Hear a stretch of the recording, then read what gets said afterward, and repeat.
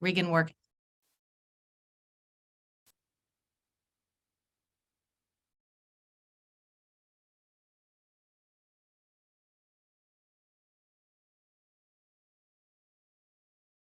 Transformation, is transfiguration.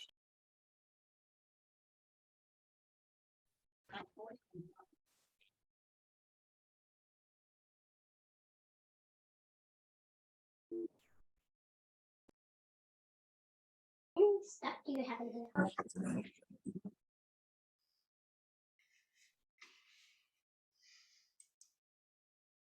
Oh, there's good enough for many people.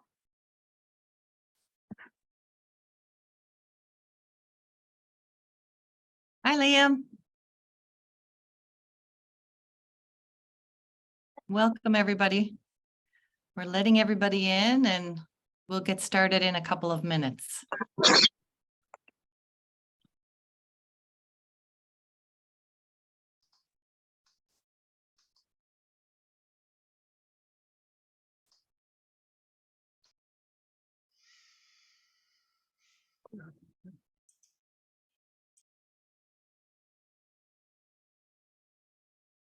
Oh, there's Natalie now.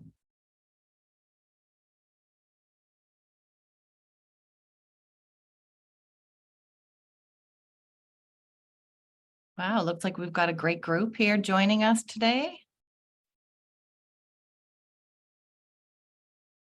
Hi, Natalie. Hello, Marlene. I sincerely apologize for my delay in being here, but thank you for this opportunity. You're right on time. We're just getting started. See, exactly, right on time. Thank you for that. Exactly. Hello, everybody. Thank you for joining us today for our personal branding workshop. I'm very happy that you all could be here.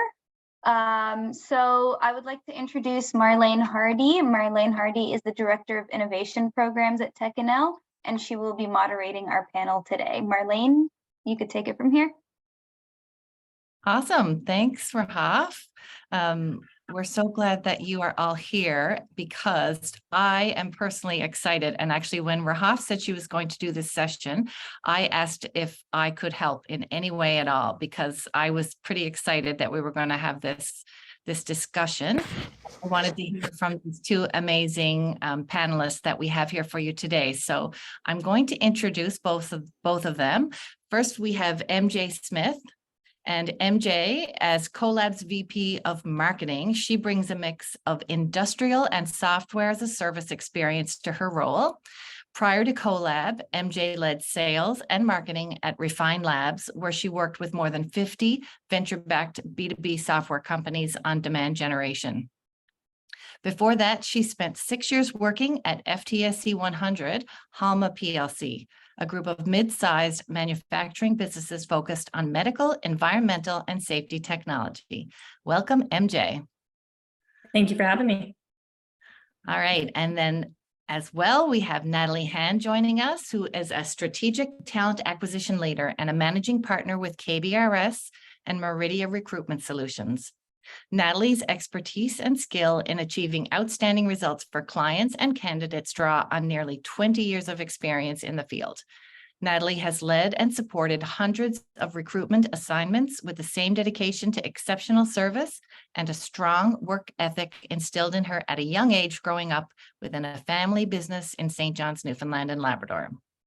As a chartered professional in human resources, an active volunteer with a passion for community involvement, Natalie has her finger on the pulse of Newfoundland and Labrador's workforce. Her areas of specialty span across many industries and include technology, energy and architecture, engineering, construction, and finance. So welcome to you both. Thank you both for being here. Thank you, Marlene. And hello, hi, MJ. Hi, everybody. So our students are pretty lucky to have you both here today, and I am also super interested in the conversation. I did send you a copy of that right at the beginning. Oh, make sure everybody's muted before we get started. You got to love the mute button. It never gets old. either it's on when it shouldn't be or off when it shouldn't be. There's no winning. But we're going to talk a little bit. We've got a short time frame today, but we're going to talk a little bit about personal branding in general. We're going to talk about branding and personal branding in the tech sector, and then touch on some storytelling and authenticity and for personal branding. So we're going to get started, and I'm going to ask the question, how would you define personal branding, and why is it important in today's landscape? I can start. There is a tech company called Grin that I love their kind of definition of how the world has changed. And so the way they put it, people used to tune into channels, and now people tune into other people. And I totally believe that shift has happened. And so I would define personal branding as basically becoming a person that other people want to tune into. And it, in terms of how it's important in today's landscape, it just opens up all sorts of opportunities. I personally have been working on my personal brand since 2019.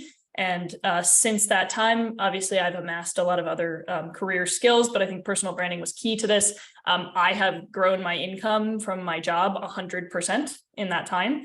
And I know many other people who have done something very similar. And so you can truly open up a lot of opportunities for yourself and your family by embracing this. Although at the same time, I would say it's totally optional, right? Like, I think you can have a very successful career without having a personal brand, but if it's an opportunity that you choose to seize, it can bring a lot of personal benefits. That's awesome. And I know that you've grown your own personal brand, because MJ has more than 16,000 followers on LinkedIn. So that speaks for itself right there. Natalie, what about your perspective as a recruiter? Like, why do you think it's important? And do you have thoughts on how you define a personal brand? I do, and thank you both. I agree with you, MJ, and I would say something similar, in that how what your personal brand is really how you choose to showcase yourself to the world, and that includes how you would do that to employers and to others in the business community and your personal community. But from my perspective as a recruiter, it would really be looking at how an individual showcases their unique skills, their experiences, and what they can bring to a particular job or a company because of what they're interested in and their experience in education. So yeah, it's not unlike you might see a brand you're very familiar with in market, and it's how you choose to present yourself and how you want to do that to the world. There's lots of different ways to do it. And from the recruiter's perspective, and we act on behalf of employers to engage candidates for particular job opportunities, then that helps us in terms of understanding how someone presents themselves and how they choose to do that and what their unique skills and experiences are, so that they can stand out, that we can help make those matches and make those connections. Absolutely. Absolutely. So what elements do you think, or key components, make up a strong personal brand? Any thoughts on that, MJ? Sure. I think for me and for a lot of the people that I have known that have built strong personal brands, it's mostly down to building in public. So when I started building a personal brand in 2019, I only had 4 or 5 years of work experience. And so I think a lot of people face imposter syndrome when they consider starting to build a personal brand. But if you are actively working and giving energy and learning in a role, then I can virtually guarantee you that you have something interesting to share. You just have to think about the audience as people who may be 2, 3, 4 years behind you in your journey. And those people have so much to learn from you. So if you're willing to do your work in public, I think you can very quickly amass a personal brand, because people, especially in that category of 2, 3, 4 years behind you professionally, will find a ton of value in what you're sharing. How about you, Natalie? And especially when we think that we have post-secondary students, I think most everybody here, when it would be part of our student membership at techNL. So yeah. What do you think about that? Yeah, no, it's an excellent question. I think, and I get this question a lot, and I know we're going to talk about it probably in some of our later questions and discussion, but the number one thing for me is authenticity, that genuineness. And so that's one of my, people often ask me, what what stands out to you the most? What do you look for the most when you interview candidates? And the thing that always resonates with me is genuineness. So, and I think that's important with branding and with employment, especially, for getting started in your career, because maybe what aligns with you is, values of sustainability, or maybe you love, different aspects of tech. And there might be niches in, cybersecurity or sales or marketing or whatever it is. So whatever those values are for you, and you can learn and identify that for yourselves in a lot of different ways, authentically go after that and authentically represent yourself that way. So, that ties into your values, your passions, your own unique qualities, all of those things that roll up into this. But for me, the number one thing would be just to do that genuinely and authentically. And as part of that, you would have to identify for your own self what that means for you. You could be very public in that, or maybe you're more private. There's no right or wrong, but those two things have to align, your own personal values and something that's genuine for you. Actually, that's a great point, because what if you're, I think some adults have trouble, like who are further along in their career, identifying sometimes what their values are. That is probably even more challenging if you're a student and just beginning your career and your professional life. So any suggestions for people and how they can kind of identify what their strengths are and then leverage those to really help them build their personal brand, Natalie?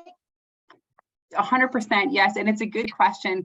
And I think too, you're right. No matter where you are in the stage of your career or your life, when you think about, values, there's a lot of pressure with that, right? Oh, I need to have a purpose and change the world. And yes, all of those things are important. But I think to take the pressure off a little bit, no matter where you are, certainly at the beginning of your career, what courses did you love? Was there any subject matter or anything like that that really resonates with you? Is there something in the community that you volunteered with in the past, a really cool job you've seen someone or heard about, maybe someone in your family or a friend that you think, that's really cool, I'm really interested in that. So I think, a little bit of an aspect of self-reflection is important with that, just to figure out things that resonate with you. And the other thing is, it's going to evolve, right? So I think it's good to have those anchor points and understand for yourself, what might be important, what resonates with you. If it's making a connection, maybe you want to go after something in sales or relationship development. If it's, sustainability, you might want to look at companies or more ideas, opportunities in that type of a sector. But that's going to evolve, right? Most people's career are a bit of a domino effect. You and I probably talked about this before, where you do something and it's an amazing job opportunity, and that might lead you to more things in that direction. Or maybe you learn from that experience and veer off in a little bit. And it's that evolution and that building that is how most people would build their career. For sure. How about you, MJ? Any thoughts on how to identify what your skills are and how to leverage them? Yeah, I would definitely echo a lot of what Natalie said. When I started my career, I started in a graduate rotation program. So that program is called the Halma Future Leaders Program. It's something that anybody on this call could probably look into, especially if you come from STEM. They recruit in the fall, I believe, but basically the way that program works is it's Halma is like a $12 billion conglomerate. They own lots of companies, and you rotate every 6 months. You move every 6 months to different companies. You do different jobs within the company. So I did like marketing, I did product management, I did manufacturing engineering. So I quite frankly, I had no freaking clue what I wanted to do when I graduated. And a rotation program, many companies have these, is a great way to try a lot of different things. So I did basically exactly what Natalie is saying, which is like, I just gave myself a bunch of different chances to experience different things. And what stuck for me and what gave me energy was marketing. And I first was in marketing and product management. And then I kind of narrowed my focus into more of that downstream marketing of really generating demand for an existing product as opposed to product management, which is like building the future products, because like that's just the way my brain works. And it was the type of work that gave me energy. So I would say in the beginning of your career, try a lot of different things and look for that thing that gives you energy versus sapping your energy, and just continuously look for more and more of that. Yeah, we all have those tasks that tend to sap our energy. So looking for the things that really give you energy. I love that. One of the other things that I'll say, we did an exercise with my membership and marketing team here at techNL. I think it was last year. We went through a values list, and you can get values list online. Like Brene Brown has one. James Clear on his site, The Atomic Habits, he has one. And I find walking through some of those values sometimes is really helpful to see, again, what resonates with you, which ones really stand out as important to you, because I think they can also help tell your story. What about showcasing technical skills and expertise, whatever your expertise is? Doesn't have to necessarily be just technical skills, but how can students and people really showcase those while they're building a personal brand?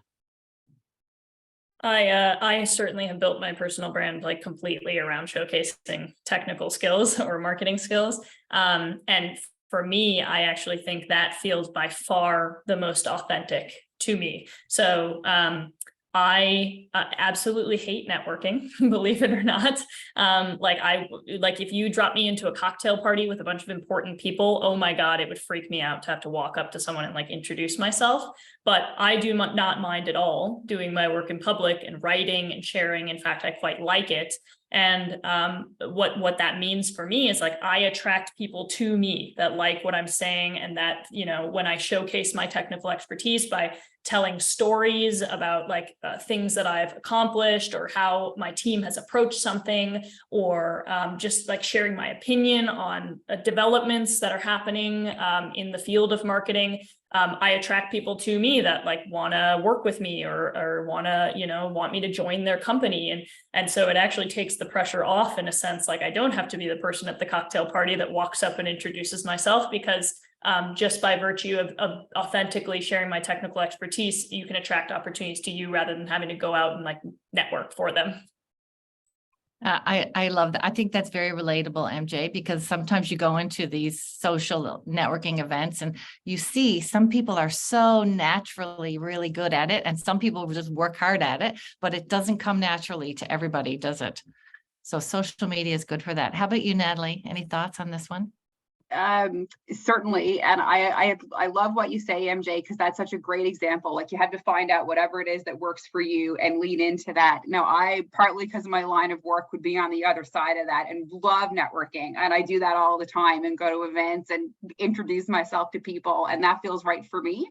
But in terms of showcasing, you know, for new graduates and anyone in the sector, I think one of the things that's unique about the tech sector, and MJ, you're a great example of this, is how many different ways you can showcase your skills and abilities. And that includes a resume, which I would look at, you know, every day to see what someone's done in terms of their education and their skills and their background.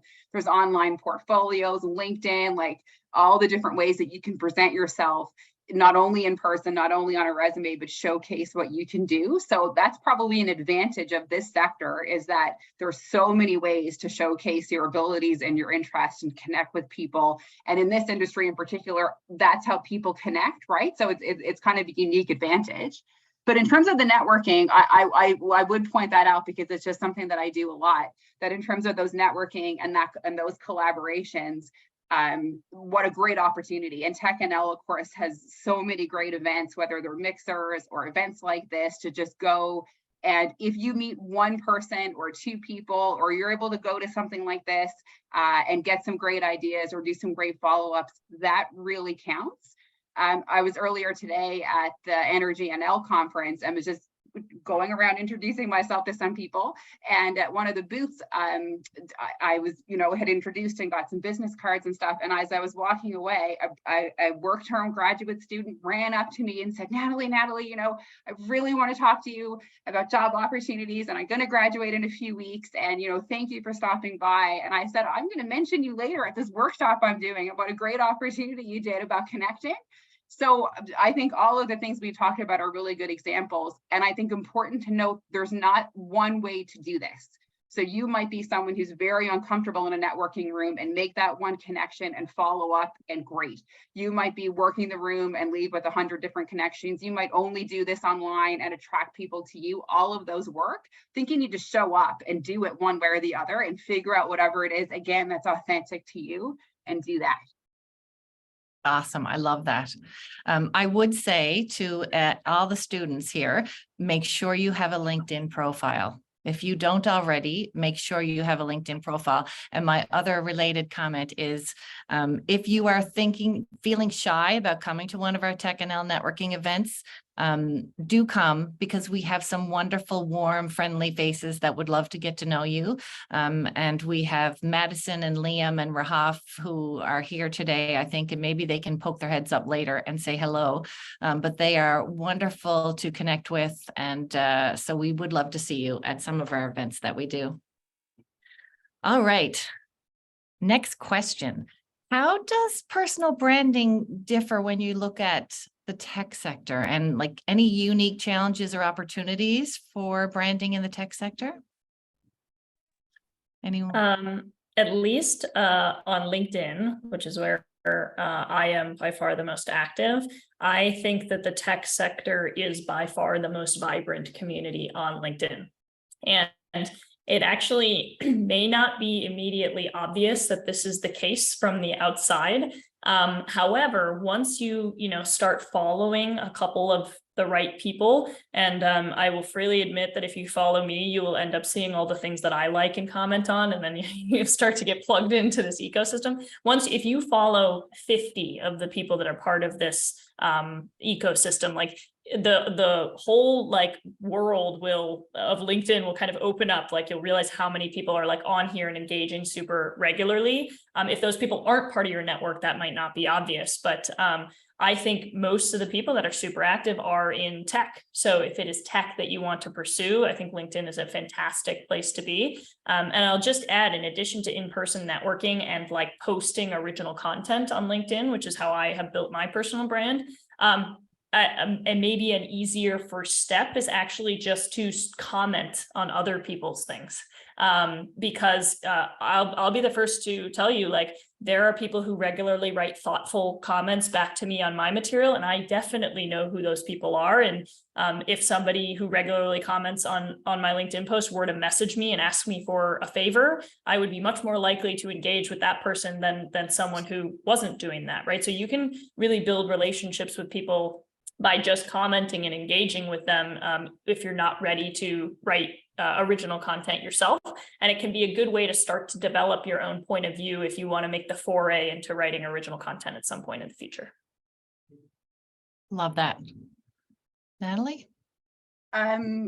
I would say one thing about the tech industry that's unique, it would just be how fast a change is. And so, I think everyone on the call would be familiar with this and has maybe heard this in different aspects before. It's such a rapid pace, and that's hard to keep up with. But that ties back, I think, to our earlier commentary about evolution. Jobs that I recruit for today and that my team recruits for today didn't exist in some cases a few years ago. So, that'll tell you how fast we're going, which I think for new graduate too presents a really cool opportunity. The latest and greatest already. You're adaptable, you can learn, you're ready to take all of these skills and opportunities and continue to evolve with that. So I think you can really leverage that and play that to your advantage. And you're coming out now, whatever program you're doing, sharp with the latest and the greatest. So I think this industry has a very rapid pace of change in a very exciting way. And I think the other thing too, also from the recruitment perspective, is that for some positions in this industry, you can right then and there during the job application process, show your ability. So in coding, for instance, or certain things, during the recruitment process, there may actually be the opportunity or requirement even for you to showcase some of those skill sets as part of the application process. Whereas a little bit different for non-technical roles, say in sales or something else, you may talk about your experiences and provide example, but you don't actually have to sell something, usually not during the interview process. Like, you'd get to that later. So I think it's interesting, also a great opportunity in this sector that you can actually say, here's what I've done, here's my portfolio, here's what this looks like, and then let the interview or the recruitment process build upon that. And I guess too, Natalie, staying relevant and adaptable. That's, that goes hand in hand with what you're saying too, because I guess you can keep updating. Yeah, 100%. And that relates to, again, whatever way you network. You might follow, some people who are important to you and influential online. You may meet some people at some events or follow some cool companies and understand, what new technology or innovations are happening in that space, and lean into that and learn that a little bit more. So, again, there's a process. There's, not take these steps and then you'll be here in however many years or however much time. But I think that's a very good point, Marlene. Yeah. Any thoughts on that too? MJ, how to stay relevant and adaptable with things changing so fast? Yeah, I mean, I think building a network can be super valuable here too, right? Like seeing what other people are doing, you can really keep a pulse on the trends. And I think in tech, like I said, there's a vibrant community online, on LinkedIn, on Twitter as well, where people are sharing what they're working on. I do think if you work in tech, there are often if you're in venture-backed tech, your VC will often try to cultivate communities. There are lots of communities popping up in Slack now. And so if you plug into these communities, it's easier to stay on top of things, just like simply by being social and kind of showing up every day. You can kind of get 1% better by learning from the people around you. Awesome. Sometimes when I go to these networking kind of events, I think to myself, okay, well, I'm going to find one person and find out something interesting from someone I didn't know before. So even setting those small little goals sometimes makes it easier. Any other thoughts around, I mean, I know we've been talking about the importance of networking in different ways, whether you're doing that in person or on social platforms. But how do those relationships that you build, really, how can you leverage those relationships to enhance your own brand? Natalie, you want to start with this one? I do, yeah, and I might take a bit of a different angle because I think I'm going to give some networking tips, and I don't want to. I know this is a branding and it's a very important topic, but related to this is networking. So here's a few things that I think will work. I think to our conversation earlier, you have to be genuine and authentic. So if you're not the person who's going to choose to go to an event and want to, a networking event or something and meet everybody in the room, then don't do that. Use your tip earlier, Marlene, and, have a small goal, maybe to meet one new person or something like that. I think if you've done your homework and done a little bit of self-reflection and you know what your unique capabilities are, what's authentic to you, and maybe the types of opportunities or people you'd like to connect with, that is really important just to be able to keep that in mind when you're doing this networking, right? So like if you're in the job market, as many people on this call probably are, then you might meet somebody and let them know, I'm going to follow up with you in the next week or so. You're going to get an email. I'm really glad we connected. This is the type of thing I'd like to do. I'd love if you can help me in this respect in any way. They may or may not, but again, just that exercise of thanking them for their time, really appreciate this opportunity, and making those connections one little bit at a time, I think really will go a long way. And a follow up, right? So no matter what way you attend online or otherwise, any of these networking opportunities, the number one thing I will say is that thank someone for their time, follow up with them in whatever means is comfortable for you. And don't be offended if someone doesn't get back to you right that very second or that day. Like, there might be other stuff on the go, or they might have other priorities. So just respect that, and eventually they'll find the opportunity to reply and build that connection. And some of those connections might seem like they're lost, or they don't prove fruit right away. But I have experiences my own self where that's turned into a mentorship, or a great candidate that I've placed, or something longer term that's developed. So it sounds really simple and perhaps a little bit cliche, but again, figuring out whatever it feels right for you that you can do authentically, communicating what's important to you, being receptive. It's really about the other person just as much as it's about you in these types of communications. And following up, right? So you want to be able to build those long-term relationships. It's not just about that moment or that email or that transaction. It's much more about building a long-term connection. Awesome. I love all that. MJ, do you have thoughts on how you leverage those relationships? Yeah, sure. For my first thought is that it's good to think about your presence in terms of making deposits and making withdrawals. So you can make deposits by commenting on people's, posts, or even just liking things, right? By like showing up and engaging with them, and like sharing ideas with them, and sharing your expertise, and just your support, right? Each time you do that, you make a deposit and you help somebody understand who you are, and build a perception of you as like a friendly, curious, ambitious person. And then eventually, when you need to, you will have kind of built up social capital to make a withdrawal, right? So if you ask somebody out of nowhere who's never heard of you before to help you get a job, they're much less likely to respond than somebody with whom you've built up a relationship, either online or in person. So I think it's worth always making a conscientious effort to make little deposits each day, so that by the time you need to make a withdrawal, you have plenty of kind of social capital to draw on.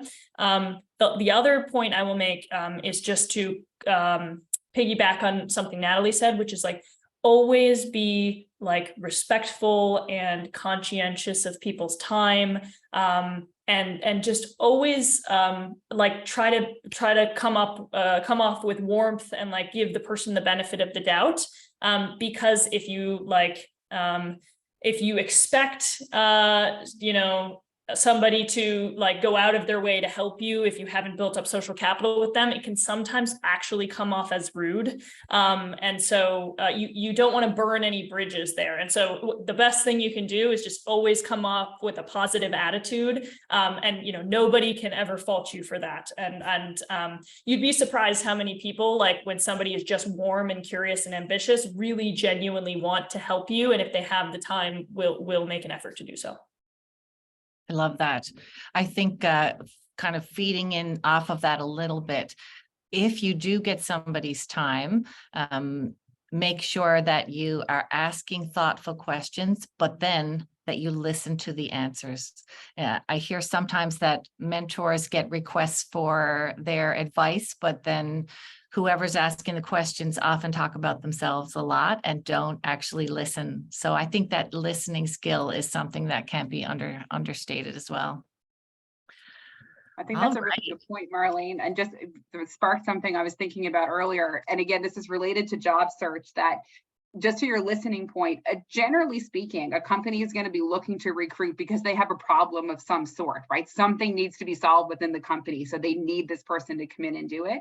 And you probably, if you're in a job competition, have whatever skills it is that's required to solve that problem. But that dialogue that you just mentioned, the here's what I can do, here's what I'm interested, absolutely has to be balanced with a real understanding of their strategy and their goals, and understanding that. And if you don't have both, I've seen this happen, I'm sure everybody has, it can be a real missed opportunity in that discussion to make that connection between the need and the problem that you can solve for them.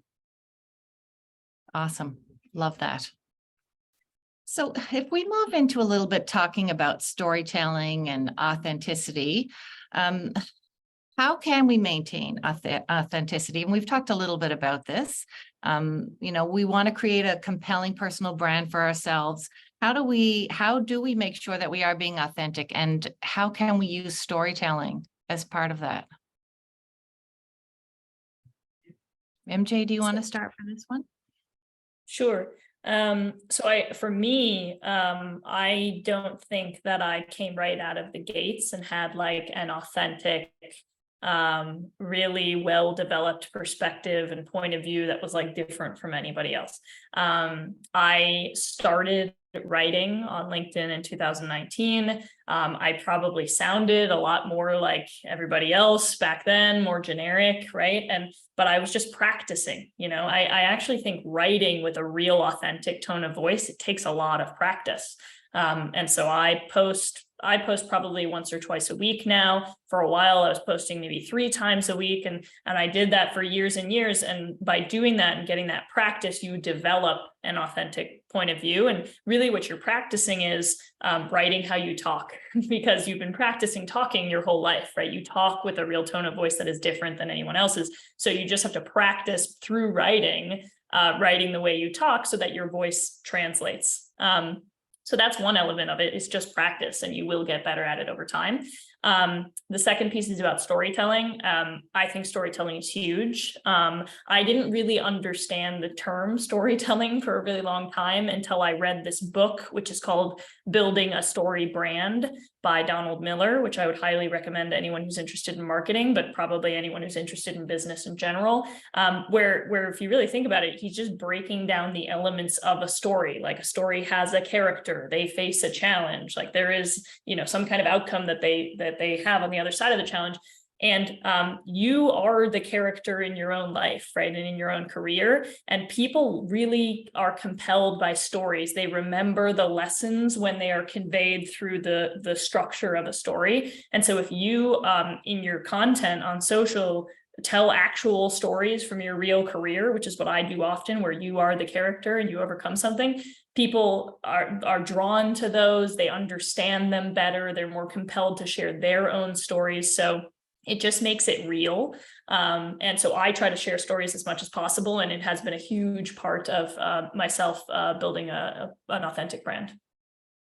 I love what you said about you just started practicing. Nobody's perfect at the beginning. And I mean, we're never perfect, actually. So I would say to all the students on the call, don't let waiting to be perfect get in the way of the practice, because you can keep trying and working towards whatever it is you want to do. And the other thing, when you said about, you are your own character in your story, you're the main character. So how can you really highlight that? I love that. Natalie, you have thoughts on those authenticity and storytelling? I do, and I so appreciate, MJ, your commentary. I think that's so true. And from the recruitment perspective, I'll share that I think all of those things are really important. I think you need to be honest as well, right? And I guess this sort of ties into some authenticity and genuineness. But, if you're looking for your first job opportunity, be honest about that. Like, this is really, my first go out of university, and I have work experience and, transferable skills, but I think you need to communicate your interest and, your passion, yes, for a company and what you're looking for. So there's a little bit of vulnerability attached to that, but I think, being, true to yourself and actually what you're looking for, again, that mutual interest, I think is a really important thing to build on. And again, for any new grad on the call or about to be new grad, don't sell yourself short in any capacity. Most of you know that there is a giant demand for all types of labor and skills at the moment. What you have is a lot to offer. Certainly, there's lots of demand in the tech sector. So, if experience is light, focus on what you've done in your schooling, volunteer experience, transferable skills, which can go a really long way in relationship development, team building, those types of things. So again, this is the case for lots of people, but when you sit down and really think about what you've done, experiences you probably have more to be honest about and communicate that message to than you think. And I love the storytelling as part of the recruitment process, because I think one of the most important and often missed opportunities in an interview is almost every time you're going to get asked, tell us about yourself. Why are you interested in this particular job? Tell us about you. And you are the main character, to your point, MJ, of your career story. So practice that. Tell us how your career, where do you want it to go? What have you done in your education? What does that story sound like? It doesn't need to be rehearsed, but you should be able to tell that in a way that the interviewer who's listening to you, who you've thought about and think, this is someone I really want to impress, and have them call me for the second interview, is going to be engaged and be like, oh, that is so cool. And really, you want to make that a compelling message. It should include examples and anecdotes, things you've learned, things you've made mistakes about or messed up on, and you've grown from that. So all those things need to be intertwined. So again, from the recruitment perspective, I think all of the things we've talked about are so true, but literally in an interview, the storytelling, I think, is an essential component and another way to really tell your story and make yourself stand out a little or a lot. I love that. Sometimes we learn more from mistakes too. When you mention mistakes, because sometimes you often get asked that in an interview. Was there a time where you learned something didn't go right and you learned from that? I have a few of those stories that come to mind. And everybody does. To your point, nobody's perfect. So yes, you made the mistake, own up to it and move on. That there's nobody in the world who hasn't been in that circumstance. No, that's right. And I've been actually telling my daughter this. She's new in a role. And I said to her the other day, wherever you're working and no matter who you are, things don't always go right. You're going to run into, we all run into things every week that don't exactly go as you plan, but how you respond to that is what people will remember, how you roll with the punches and really figure out what your next step is. All those things really make a difference. All right. So there's so many options on social media, for example. How would you, if you're going to start right now to curate an online personal brand, any thoughts on how people would start from the beginning, or any thoughts on platforms, or I don't know, should they do videos? Should they do written posts? Any other thoughts when you're putting together that personal brand if you're starting out? Yeah. I would pick one platform because trying to do it across many is overwhelming. For professional personal brands, I think LinkedIn and Twitter would be the two where vibrant communities around different professional topics exist. Obviously the difference on Twitter versus LinkedIn is LinkedIn, you have a bit more lengthy content to work with.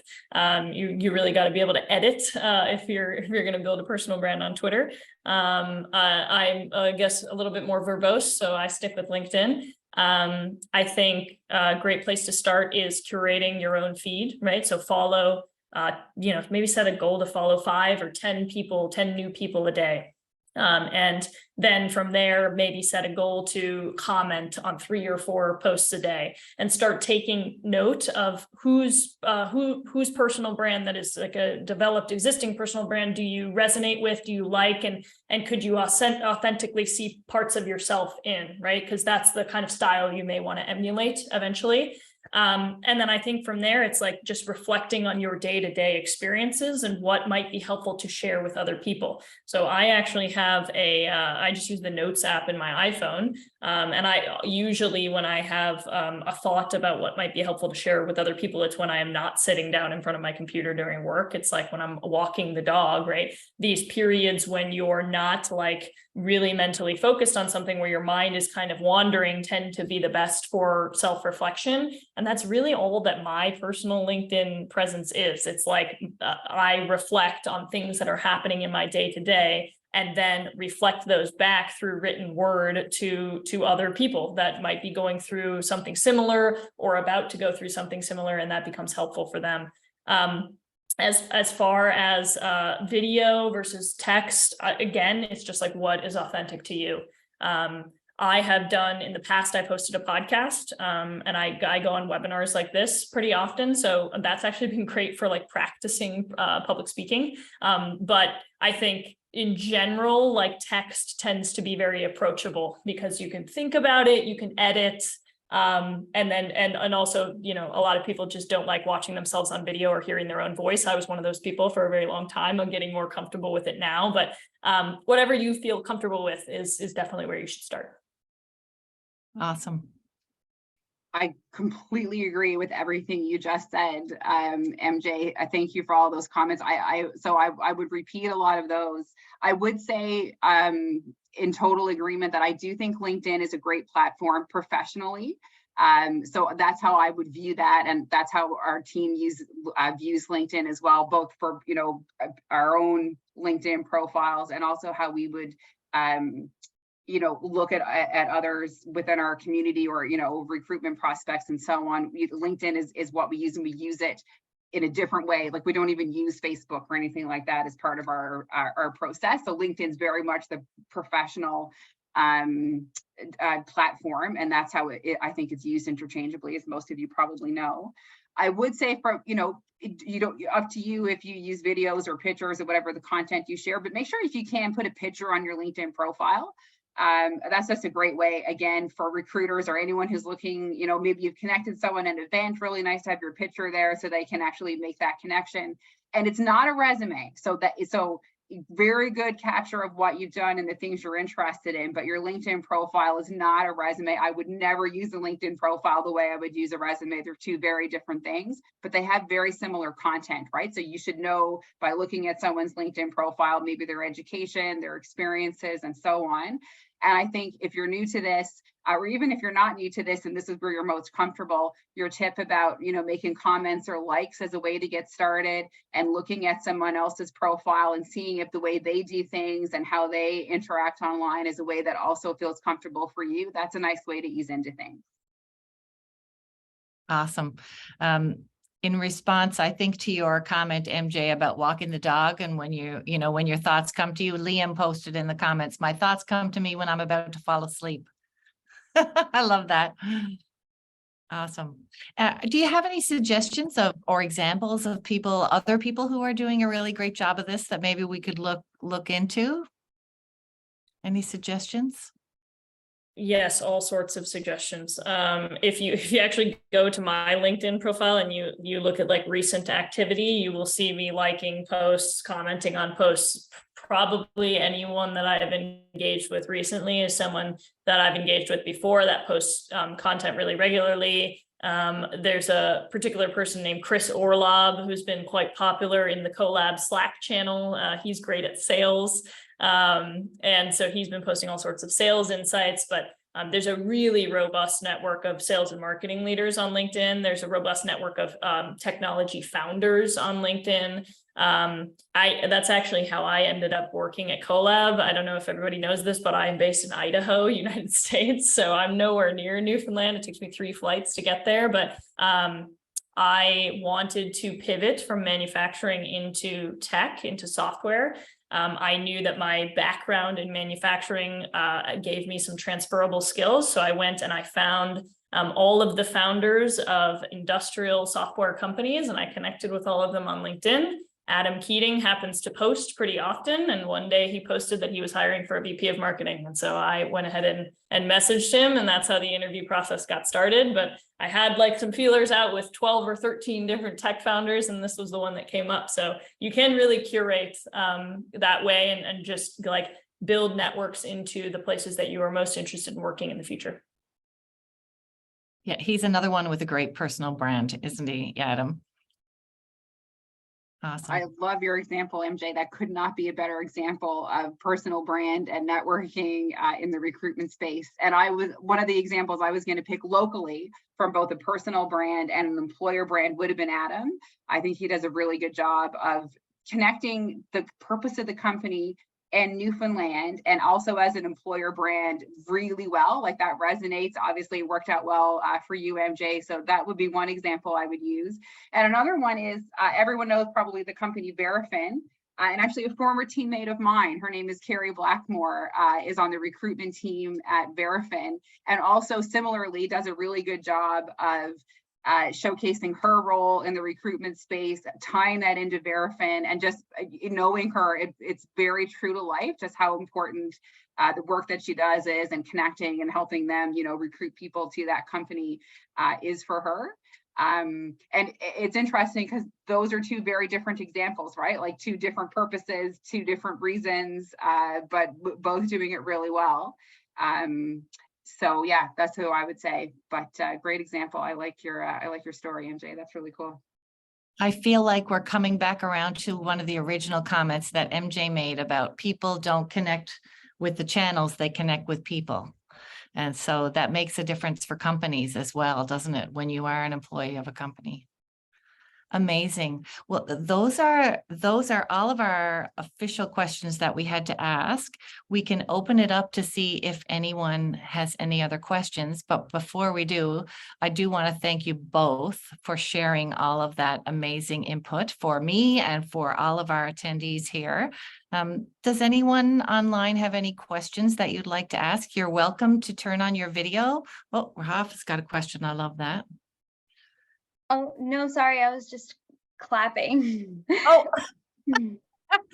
sorry, I thought it was a hand up. I was like, she is keen. She's got a question right away. No questions here. Thanks for the session. Awesome. All right. I have some questions. I have a bit of a topic that I just wanted to bring up. And if anyone has any other questions, think about them in the meantime.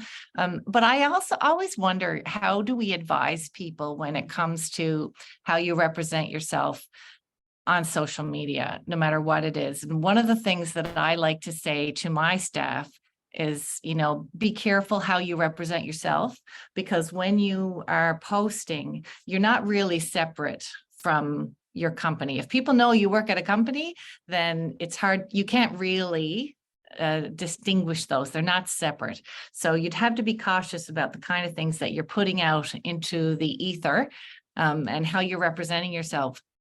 So one of the things I like to tell them is, think every time you're going to post, would you say it to the media, your manager, or your mother? And those are the kind of the three things I think about. Is it appropriate? Is it something that's controversial? And not that controversial is necessarily bad, but you have to think about what you're putting out there and how it will reflect on you. Any thoughts on that?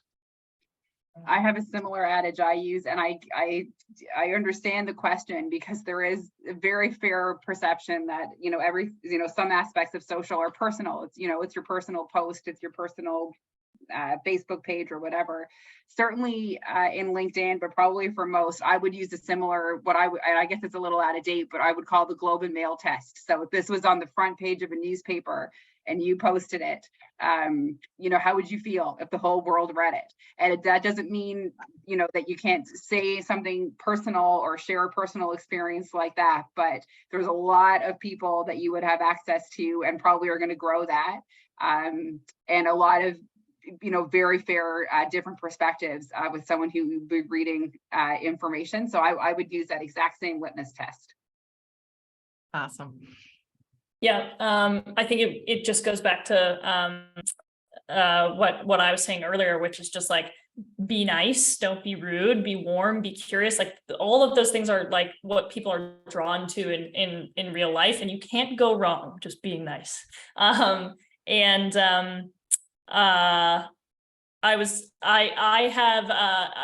saw something in the comments here about like, if you've made mistakes in the past, right? How do you repair your personal brand?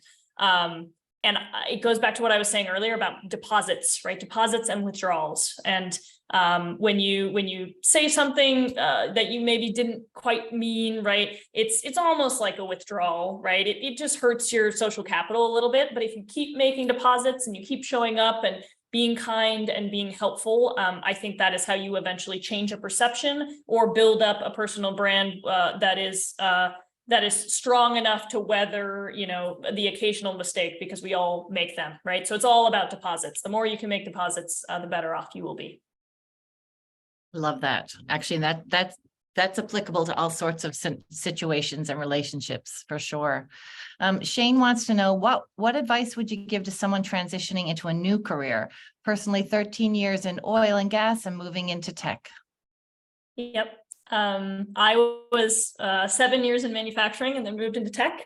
So I have done this pretty recently. I would say number one is focus on your transferable skills. So like for me, I went and sought out all the industrial tech, right? Because I knew manufacturing, I knew that industry, like I could add a ton of value there, and it might compensate for the fact that I didn't have necessarily experience leading a software company before. Also, I talked a lot about how I had sold like expensive products that you need to do a value-based sale, right? And that's like a technical transferable skill that's applicable in software as well.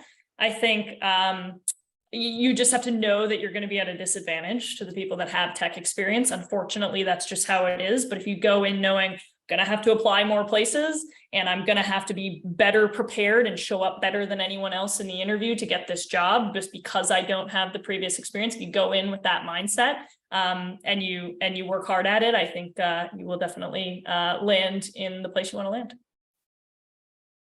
Love that. Totally echo all of those things. I love that.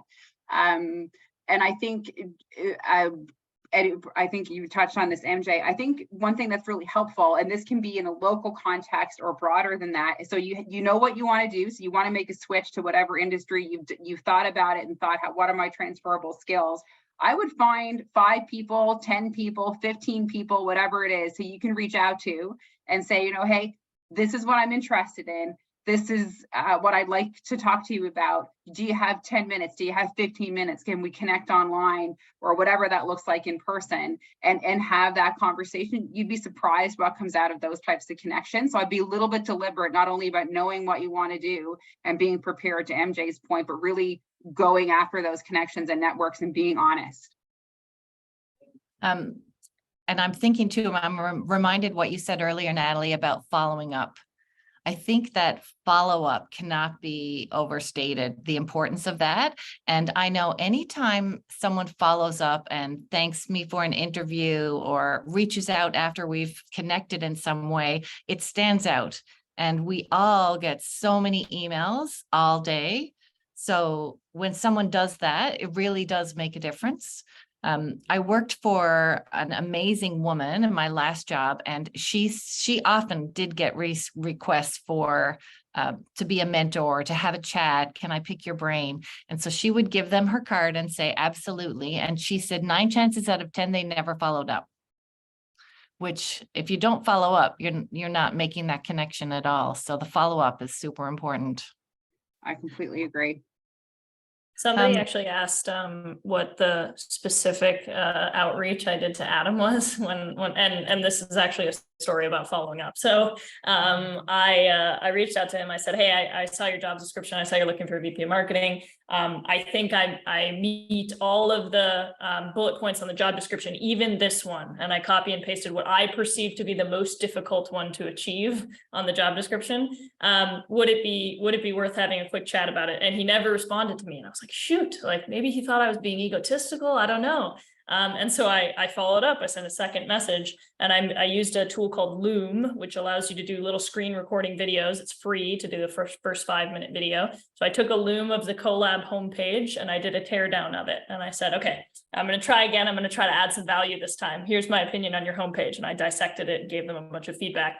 And he replied, and he was like, oh my God, I just completely missed your first message. And so I almost wasn't the VP of marketing at Collab, and but I am because I followed up. Oh, great message. Oh my gosh. Yes.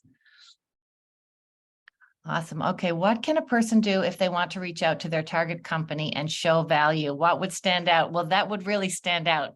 Identifying what's going on with their website.